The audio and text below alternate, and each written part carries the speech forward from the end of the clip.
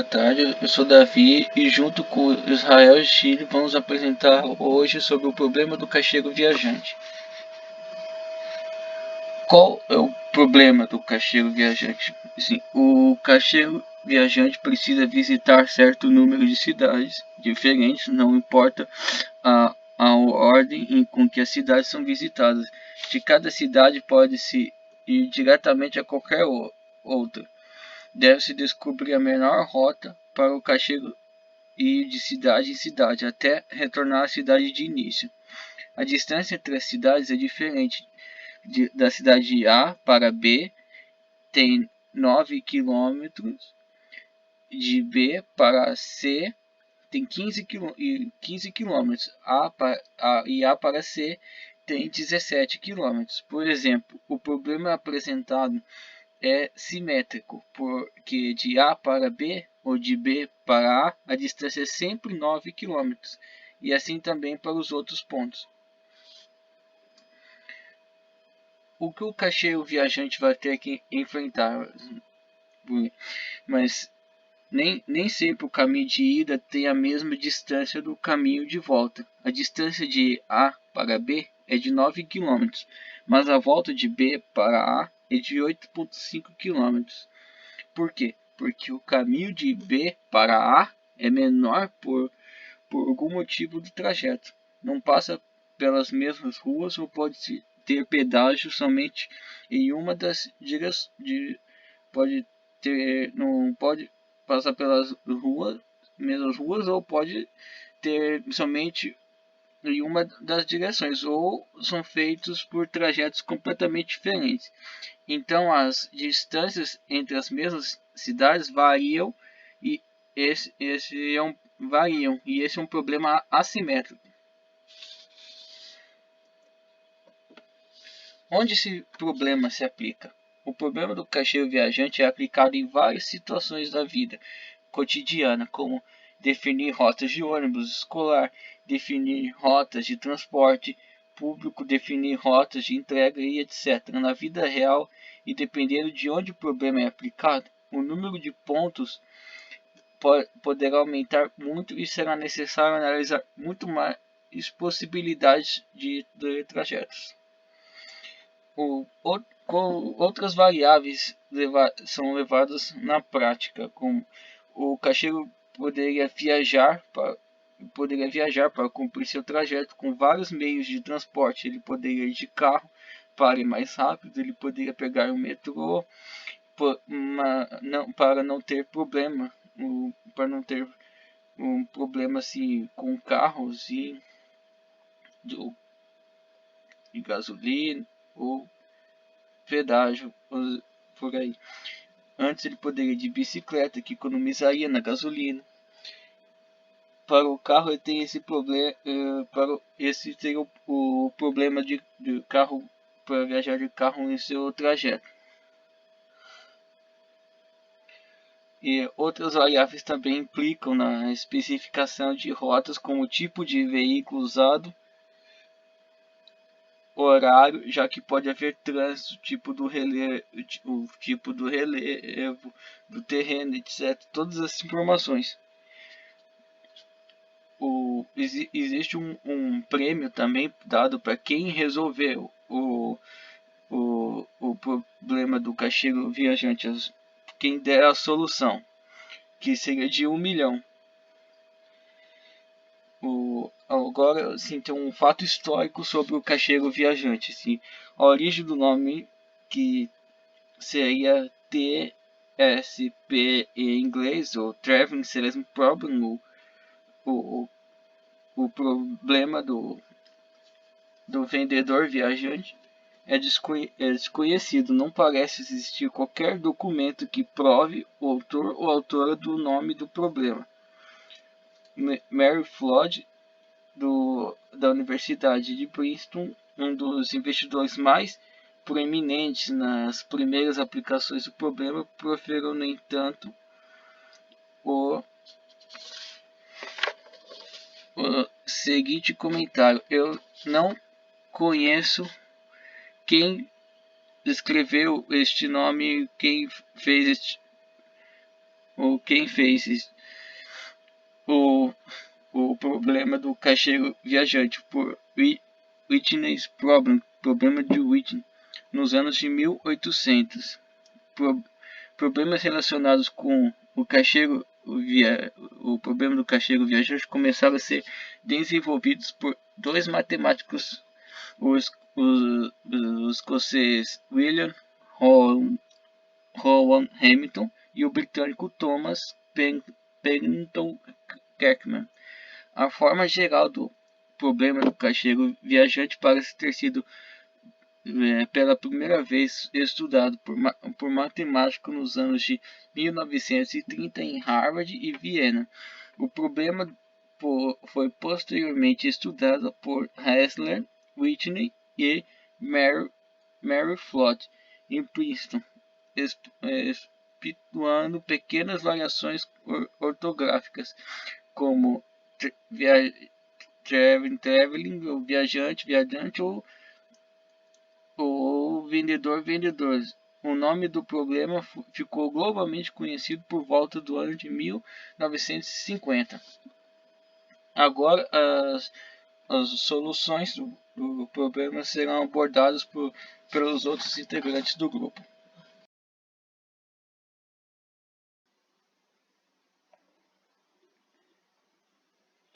Olá, tudo bom? Eu sou Israel. A gente vai dar continuidade à apresentação do nosso trabalho sobre um problema do caixeiro viajante, né? E aqui eu vou apresentar para vocês uma solução vetorial ao problema do caixeiro.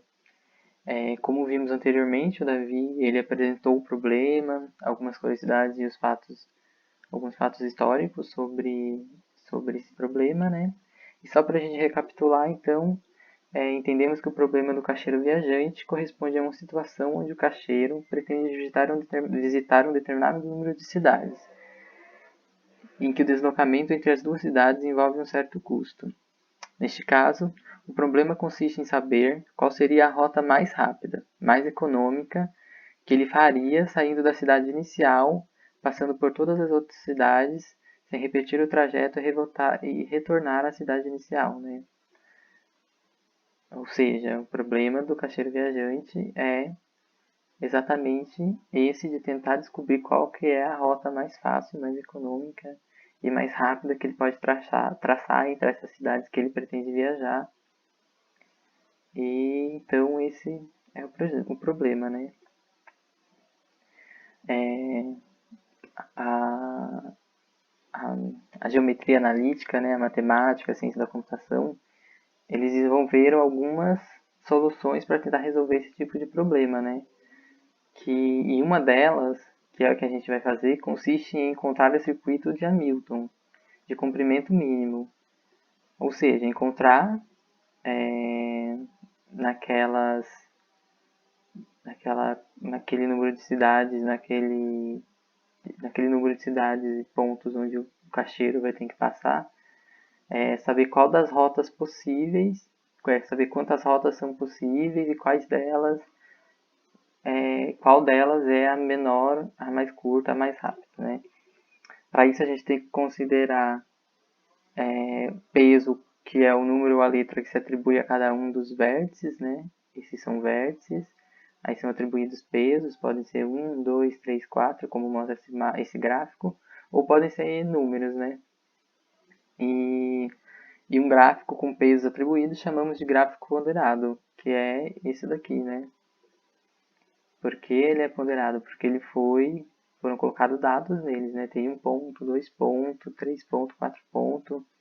E nas arestas dos vértices tem a distância, né? Que pode ser tanto em metro como quilômetro. No nosso exercício que a gente vai fazer como exemplo, a gente vai usar a medida de quilômetro. Mas para a gente começar a entender os métodos para resolver esse problema, a gente tem que entender o que é um gráfico, o que é uma vértice e o que é uma aresta, né? Agora vamos para um exemplo. Vamos para o exemplo, então. Suponhamos que quero passar por 4 cidades daqui da região da fronteira, sendo elas Foz do Iguaçu, representada por A, Cidade Leste, representada por B, Presidente Franco, representada por C, e Porto Iguaçu, representada por D. Aqui estão elas, né, no Google Earth. Eu criei um projeto, criei uma rota. Aí, nesses pontinhos azul estão o ponto A, que é Foz do Iguaçu, B, que é Cidade Leste, Presidente Franco em C e Porto Iguaçu em D. Como percebemos, a rota formou entre elas, quando a gente liga elas através das arestas, ela formou um gráfico, né? E a gente percebe que é um gráfico ponderado, que foram atribuídos informações, dados, e entre essas arestas aqui tem a distância, que a gente não sabe qual é a distância, mas a gente vai usar uma distância hipotética no exemplo, para a gente tentar compreender como que se aplica esse problema e como se soluciona ele, né? Como a gente viu aqui no exemplo, vamos tentar interpretar então as informações que a gente tem no exemplo.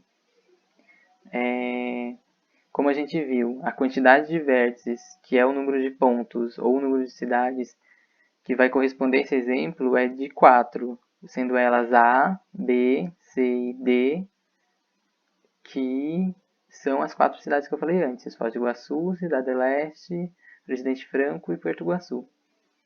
Aí a gente vai escolher, que é muito importante isso para o problema do caixeiro viajante, o ponto de partida, né? Da onde a gente quer partir para a gente conseguir saber quais são as possibilidades de rotas existentes. A gente vai sair de A, então, que é Foz do Iguaçu, e a gente vai passar por todos os outros pontos e retornar a A sem repetir o trajeto. Como eu falei antes, então, o objetivo é descobrir a rota mais curta.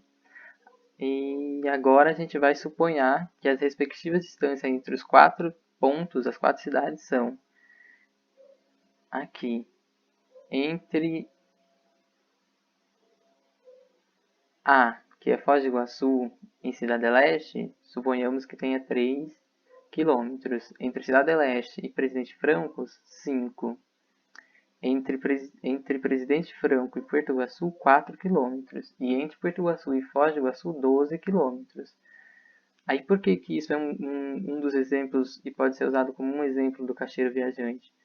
Porque essa rota entre A, B, C e D, que tem os quilômetros, a distância do lado, é uma das possíveis rotas, né? Mas como a gente está falando de um problema do caixeiro viajante, essas rotas, elas são muitas, elas têm várias possibilidades. A gente, por exemplo, pode sair de A para C, para B e para D, sabe? Isso pode ser uma das rotas, essas são as possíveis hipóteses. Aí a gente sabe a medida também entre A e C, que são 8 km, e B e D, que são 13 km. Dadas as medidas, né, as distâncias, agora a gente consegue fazer as possíveis rotas, né, que são 6, como a gente mostra aqui, são 6 os possíveis trajetos. E quando a gente consegue ter a distância e as hipóteses, né, a gente consegue então calcular o quilômetro, calcular a distância de cada rota. Por exemplo, na rota 1, que é a primeira rota, que é A, B, C e D, que é sair de Foz, ir para a Cidade Leste, ir para Presidente Franco e depois para Porto Iguaçu e retornar para Foz, daria 24 quilômetros. A segunda rota, por exemplo, que é sair de Foz e ir para Cidade Leste, de Cidade Leste ir para Porto Iguaçu, de Porto Iguaçu ir para Presidente Franco e depois voltar para Foz, dá 28 quilômetros. Ou seja, a segunda hipótese já é maior que a primeira. Agora a gente pode ver a terceira hipótese, que é saindo de A, saindo de Foz, indo para Ciudad. Não, a terceira posição, errei. Desculpa, gente, ó, mas olha aqui. A terceira hipótese é A, saindo de Foz, indo direto para Presidente Franco, de Presidente Franco, indo para a Cidade Leste, de Cidade Leste, indo para Porto Iguaçu e depois retornando para Foz do Iguaçu. daria 38 km, ou seja, é um caminho bem mais comprido que os outros dois, né? Aí as outras hipóteses, algumas se repetem, mas, por exemplo, a gente consegue definir já quais são quantas e quais são as rotas mais curtas, né? As rotas mais econômicas, as rotas mais rápidas, que é essas que estão grifadas aqui, sublinhadas, que é a primeira rota, saindo de A, B, C e D, e a quarta rota, saindo de A, C, D, B e A. Mas aí a gente consegue ver então que as duas rotas mais fáceis seriam essas duas hipóteses. No entanto,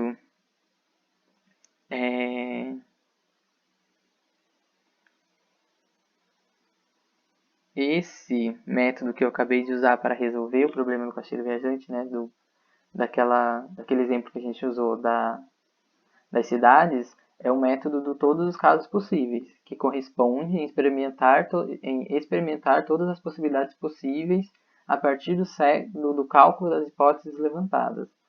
Que foi aquilo que a gente acabou de fazer, que eu mostrei todas as possibilidades possíveis, que eram seis possíveis rotas, e que a gente descobriu que a primeira e a quarta eram as melhores rotas. Esse foi o método utilizado, o método de todos os casos possíveis, que é esse que a gente viu.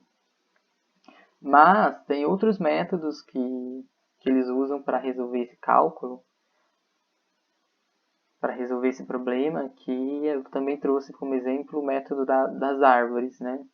Que também corresponde a verificar todas as hipóteses possíveis, mas o processo é organizado no formato de árvores. Aí sai de A, vai para B, de B para C e D, aí de D para C, de C para A, aí aqui vai de A para C, de B para D, e assim sucessivamente, né? Voltando aqui, tenho mais uma coisa importante para falar para vocês, que é esse problema que a gente fez aqui, que usou como exemplo a rota das cidades, é um dos exemplos que pode ser usado o problema do caixeiro viajante, né? No entanto, esse problema que a gente trouxe como exemplo, ele é um problema simples, dado a complexidade que é o problema do caixeiro viajante. Que quanto mais for o número de pontos, de cidades ou de lugares que o caixeiro for passar, mais difícil fica o cálculo, porque aumenta e expande mais as possibilidades de rota, e aí sim fica cada vez mais difícil um ser humano conseguir fazer esse cálculo, né? Aí normalmente quando isso acontece, que eles chamam esse problema de assimétrico, né, que é um problema difícil, esse cálculo quem faz são os computadores. E muitos dos exemplos que a gente vê, que a gente cria, os computadores, por exemplo, também demorariam muito tempo para fazer esse cálculo, porque são muitos dados, são muitas rotas, são muitas as possibilidades possíveis. Aí, a Shirley vai falar agora um pouco sobre essas dificuldades, né, mais especificamente, e foi isso.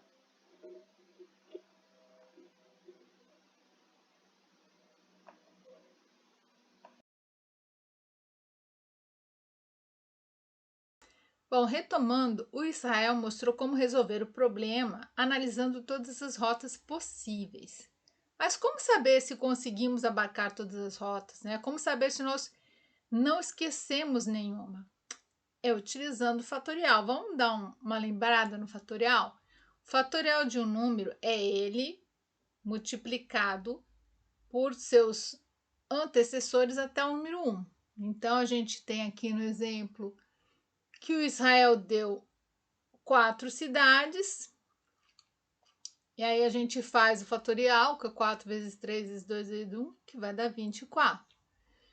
Mas, para o cálculo das rotas, a gente não usa o fatorial da quantidade de cidades, é a quantidade de cidades menos uma. Então, a gente foi lá, fatorial de 4 menos 1 dividido por 2, que vai dar 6, tá? Esse problema é um problema simétrico. Por que ele é considerado um problema simétrico? Como Davi explicou, a diferença, aliás, a distância entre o ponto B e o ponto C é de 5 km e do ponto C para o ponto B é uma distância de 5 km, tá? Então, a gente vê aqui que o total final das rotas são 3. Aí você vai falar assim, mas o Israel mostrou 6 rotas diferentes. Eu vou falar assim, o método que ele apresentou estuda, né, os métodos que ele apresentou estudam todos os casos possíveis, mas se você prestar atenção, você vai verificar que há pares de rotas com o mesmo comprimento total. E isso acontece porque é inverso da outra. Então, a rota ABCDA é o inverso de ADCBA. E, consequentemente, ele tem a mesma distância. E aí, quando as distâncias são diferentes? Porque pode acontecer, né? Na vida prática, a gente às vezes tem que ir por um caminho e voltar por outro. Quando há essa diferença de quilometragem, de distância entre um ponto e outro, isso se trata de um problema assimétrico. Então vamos lá, voltando ao exemplo do Davi. A distância entre A e D é de 8 km e a distância de D para A é 9 km. A distância de B para D é de 18 km e de D para B é 17. Então a gente tem um número diferente de um ponto para outro. Para fazer esse cálculo num problema assimétrico, você não divide por 2, você faz só o fatorial de n-1. Então, se o nosso exemplo é de 4 cidades, a gente vai tirar 1, vai calcular o fatorial de 6 e aí vai dar um total de 6 rotas. Só que são 6 rotas com diferentes tamanhos. Então, a gente pega as rotas opostas, para dar um exemplo, ABCDA dá 44 km, mas o ADCBA dá 46. O Israel deu exemplo de solução desse problema com o circuito de Hamilton de comprimento mínimo e com o método das árvores, tá? Nessas soluções verificam-se todos os casos possíveis, mas além desses, há outros métodos de cálculo. Um deles é o algoritmo dos mínimos sucessivos. Como é que a gente faz isso? A gente seleciona um ponto para começar, e aqui utilizei um exemplo começando no ponto A, e aí nós vamos selecionando as menores distâncias. Então, você sai do ponto A e calcula de A para B é 5, de A para C é 7, de A para D é 11 e de A para E é 6, e de A para F é 16. Então, o menor número é de A para B, que dá 5 km. Em B, você vai novamente procurar a rota mais menor. Aí nós vamos para C, que é 9 km, e assim sucessivamente. Então, no nosso exemplo, a gente conseguiu a rota AB, BD, DF, FE e CCA, que somando as distâncias dá 35 quilômetros.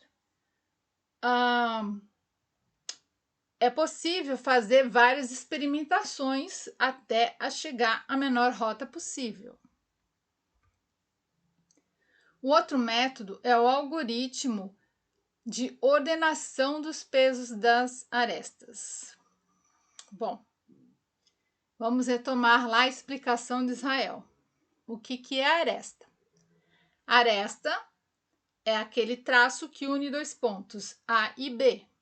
E peso seria o valor que é colocado ali. No caso, 5 quilômetros. Tá?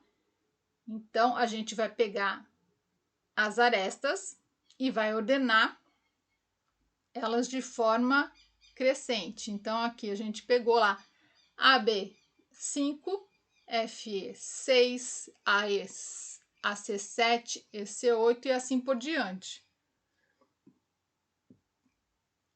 E aí, o que a gente faz? A partir desse momento que a gente está com todas elas ordenadas, a gente vai pegar e tentar desenhar a menor rota possível. Só que nós temos duas regras para observar. Não se pode passar no mesmo ponto duas vezes, tá? Porque aí você vai fechar o vértice com 3 arestas. E quando você fecha isso, você fecha o circuito. E não se pode fechar o circuito porque não se pode ficar cidades de fora. Todas têm que ser visitadas.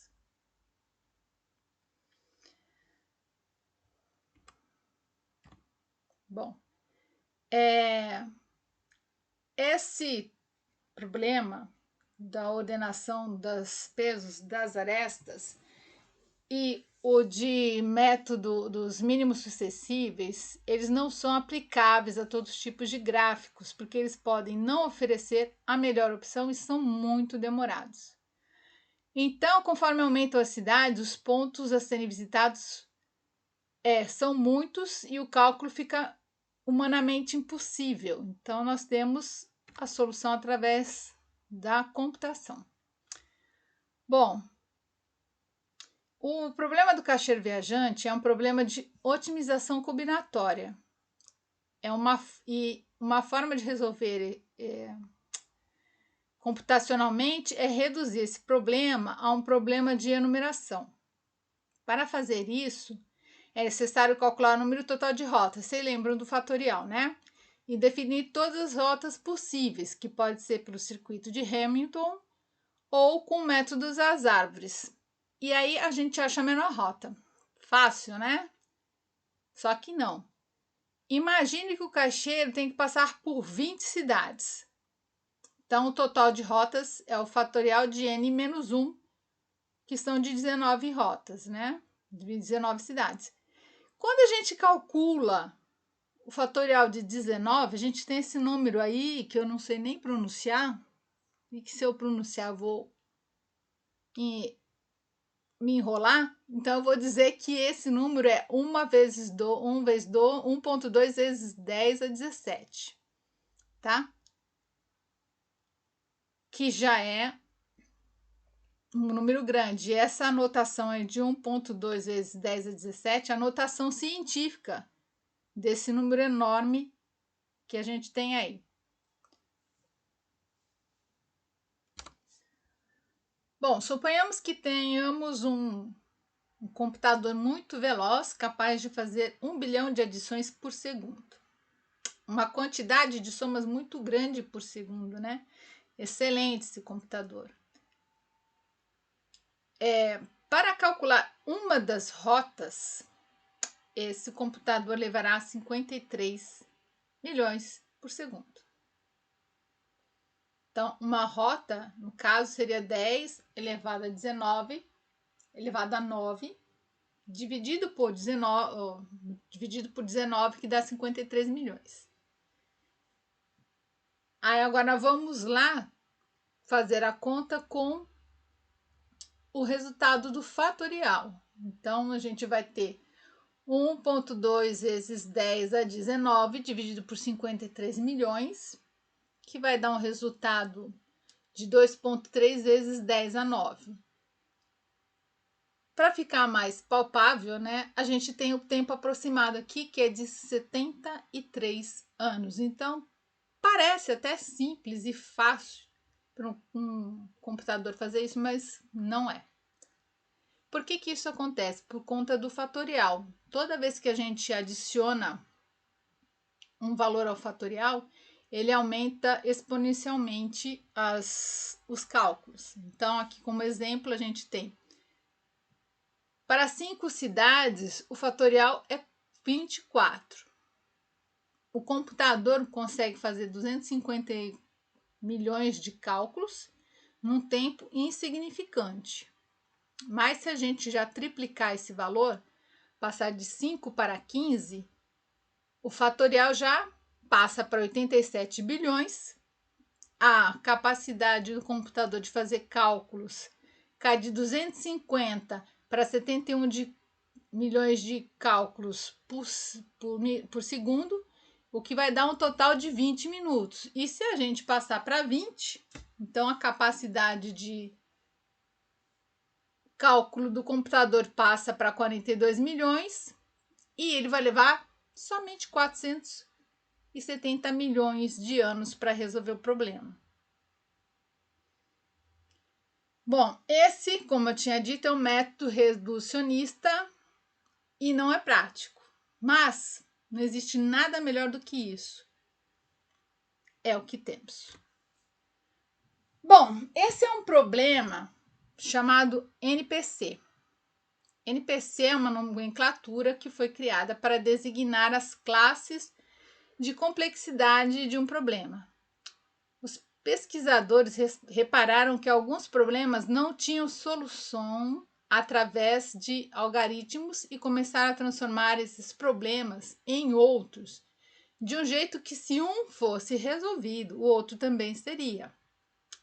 Esse processo é chamado de redução. Assim, surgiram problemas equivalentes que foram nomeados em classes. Então, nós temos aqui as classes, temos a classe P, a classe NP, a classe NPC, a classe NP difícil e a classe CONP. Então, como o nosso problema é um problema NPC, eu vou ler para vocês aqui. Então, os problemas onde se um for resolvido e os outros também serão. Mais tarde foi mostrado que se um problema NPC for resolvido, toda a classe NP, que é anterior, também será. Os problemas NPC são os mais difíceis de NP. Existem alguns problemas que não foram classificados como NPC, pois eles não conseguiram fazer uma redução para NP. Aí ele tem exemplos aqui como gráfico, como primos, isomorfismo de grafos, por exemplo. Então, esse é o nosso problema. Ele fala que os problemas têm que ser resolvidos em tempo polinomial, que nem o P. P são problemas que podem ser resolvidos em tempo polinomial e os outros não. Aí onde fica? O que é o tempo polinomial? Bom, tempo polinomial, eu fui buscar essa informação de maneira bem acessível, porque a definição realmente é coisa de engenheiro. Bom, tempo polinomial é uma declaração sobre o tempo de execução de um algoritmo. Em teoria, o tempo de execução de um algoritmo é uma contagem do número de operações básicas que ele realiza. Espera-se que seja proporcional ao tempo que leva para o algoritmo ser executado por um computador.